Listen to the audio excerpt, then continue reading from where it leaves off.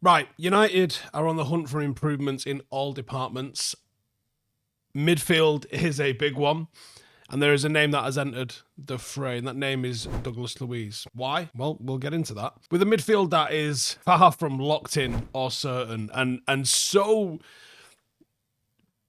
problematic, I think, our midfield. Casemiro is a constant question mark. Kobbie Mainoo seems like a unnatural fit, as does club captain Bruno Fernandes. None of these players, they might actually work as a three if you ever played them together. Ugarte, similar. We've got so many midfielders without any of them being like, oh my God, there's your perfect whatever this is in the six. And is that why we're looking at Douglas Luiz? Now, there is a player, I believe, in Douglas Luiz that maybe isn't quite visible. Maybe sometimes a change of scenery, maybe sometimes a change of role, maybe sometimes a change of responsibilities, change of club, change of environment. Let's look at what the situation is with him. Now, former Villa player, moved to Juventus in June 2024 for 50 million euros and just has not hit the same peaks as he hit when he was here at Villa. Reports have suggested that Juventus could be looking to offload him. United are potentially being offered both him and Vlahovic in a swap deal for Jadon Sancho. Unlikely, I know, but honestly, I would jump at the chance of that with both hands, and I would even pay Sancho whatever he wants to top up his wages that Juventus aren't willing to do. I think that would be such a upgrade from Manchester United. Regardless, though, there is Premier League interest from Douglas Luiz, understandably so. Not just United, or I'm not even sure it is United, actually. Luiz himself has acknowledged that the tactical demands in Serie A are different to both the high-intensity, high-paced football that the Premier League is. He is a player that thrived in the chaos and preferred to operate in that intense environment. You know, perhaps his mentality, his capabilities, his attributes suit English football a little bit better. The demands in Italy, which are different, caught him off guard. A late return from holiday affected his physical condition. That put him a step behind his teammates and his opponents. Thiago Motta is not exactly known for leisurely training sessions. Wasn't happy with it. And the tactical demands that he put on him made it difficult for him to get anywhere close to his Premier League form, actually. But the simple fact is, luck hasn't been on his side. He's had injuries, he's had limited playing time, he had a short and unsuccessful adaptation period, which has been, quite a significant factor in his inability to replicate his genuinely good form since he moved to Turin.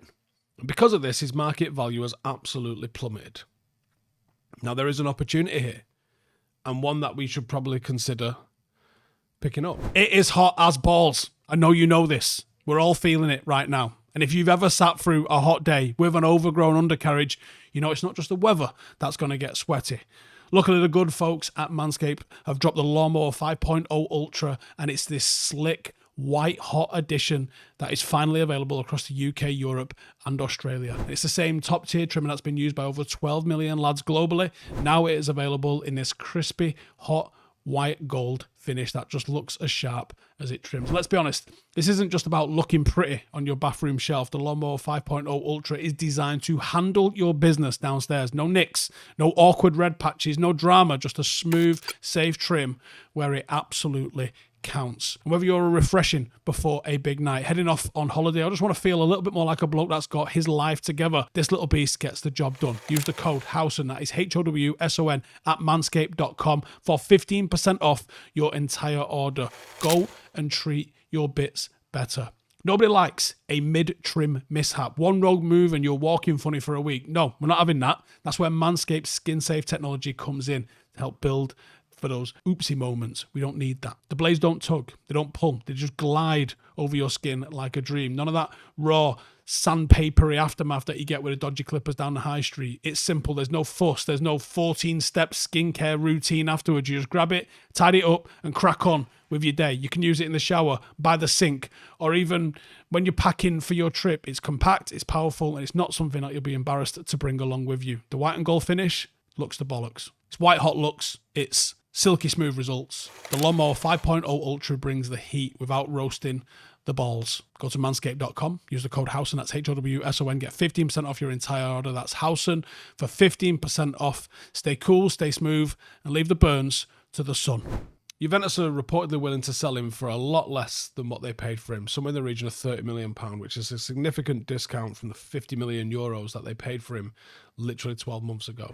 Cut price signings aligns very well with what Ineos's financial constraints allow. I think he's also a low-risk signing because he would come with something to prove in a league that he has already proven something in.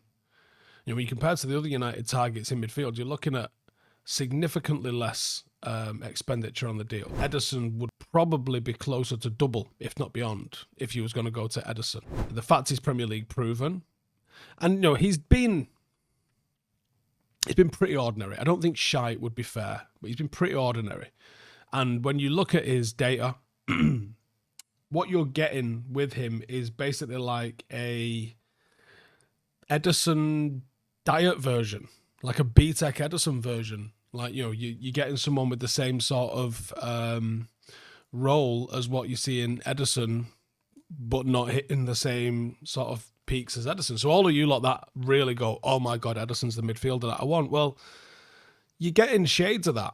You're getting, you know, the off-brand version of that with Douglas Luiz in many aspects. There is flair, there is versatility, there is a good passing range, there is someone that's going to, you know, get on the ball very frequently, that's someone that's going to progress the ball up the pitch, both with passes, with line-breaking passes, and also by driving it and even beating people. That's what he does. I think he would adapt quickly to playing back in the Premier League again. I think he would feel at home. He made over 200 appearances in the Premier League already. You know, it's weird that he's gone to Italy and looked bad when so many people go to Italy and look even better than they have. But he's got the ability to play in Amorim's system. He's been a 6, he's been an 8. That gives him, you know, and he's press resistant as hell. That gives him the opportunity, the ability to play that sort of deep line progressor role. He fits the profile of what I think Amorim's system wants. Worst case scenario would come in and bolster the squad in an area that we're really weak. You'd probably see him playing alongside a Casemiro. You'd probably see him playing alongside an Ugarte. Possibly pushing Bruno up a little bit further up the pitch. But I think his ability to break lines with passes and disrupt opponent's shape, either by driving forward or positioning himself a little bit higher up, I think Ruben Amorim would like him, you know. And the struggles at Juventus, he's only had 522 Serie A minutes last season. He has expressed a desire to return to the Premier League. He's got the motivation. Public frustration and openness to move indicate that he'd be very eager to succeed at United. I just think it's a weird situation that you find yourselves in, because you're talking about a player that's gone somewhere and it's not worked. But I think you probably even test the resolve of Juventus and lowball them on the price. Go in and say, listen, what do you think?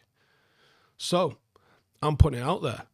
Not every signing that you're going to get is a stellar signing. Sometimes you've got to make broken biscuits work. And I think Douglas Luiz is a very interesting player with all of the signs pointing to him being a success if he returned back to the Premier League. Worst case scenario would be a very capable squad player that you could have no qualms about putting in the, you know, the not quite biggest games. Best case scenario is you've got a starting midfielder and for squad player money. What do you reckon? We onto something with this one? Let me know in the comments. See you in the next one. Laters. Hey, thank you for watching the video. If you are new around these parts, then don't forget to subscribe. My channel is proudly supported by my community on Patreon. If you'd like to get a little bit of extra content, a Discord group, meetups, five-a-side games, weekly podcasts, behind the scenes, and even an occasional bit of transfer news as and when I get it, then for the price of a pint, you can show your appreciation for the content that we make and get some goodies for doing so as well. Check the link in the description or click the button right here. You'll also find all of my socials here too if you want to follow me on any of those platforms. Nice one.